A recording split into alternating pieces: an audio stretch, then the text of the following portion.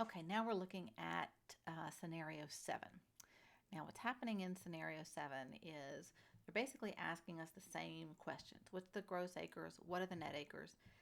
But then they're adding in the working interest and net revenue interest of Oilco, which we covered that in scenario 1. So let's begin with Andrew owns his interest in 100% fee simple in 100-acre tract of land. So fee simple interest, 100%, 100-acre tract of land. But then he sells 10% of all the mineral rights together with rights of ingress and egress to XYZ company. So he sells 10% of the minerals and he gives them the right to come and go on that particular property. Then he grants a lease to Oilco and he retains a 1/4 royalty interest. So it says choose the correct answers for the gross acres. Now, initially he started off with 100% fee simple, but when he sold his interest, he reduced that 100% minus 10% to now a 90% fee simple interest. So the gross acres remains the same.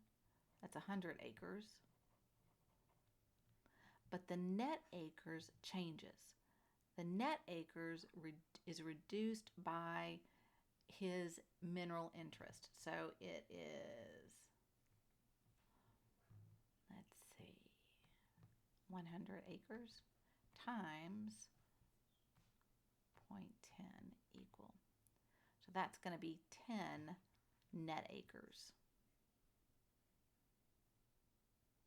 I'm sorry, 100 minus 10. That's going to be 90 net acres. So 100 acres minus that 10% is going to be 90 acres. And then it wants to know what is Oilco's working interest in the lease. Well, he only owned a 90% working interest. So Oilco's working interest in the lease is going to be 90%, not 100% because he no longer owned 100%. What is Oilco's net revenue interest in the lease? So the net revenue interest, remember, is going to be the working interest minus any royalty burdens. So in this case, the working interest is 90% minus 25%. And that's going to give us 90 minus 25 equal 65.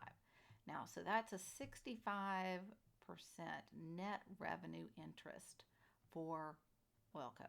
That, no one's going to drill on that because they've got to make a profit of at least, some people say 75%, others say 78%. So if you have a 3/16 lease, they're going to be making 87.5% of that. So Oilco's net revenue interest in the lease is going to be 65%. So if we're looking at the answers to the problems, 15 is going to be B, 90 acres. 16 is going to be A, 100 acres. 17 is going to be 90, so that is B. And what is Oilco's net revenue interest? Well, we know it's this 65%, but they don't show 65% as one of our options. And so the answer is going to be E, none of the above, or can't be determined by additional information. Now let's move on to problem 8.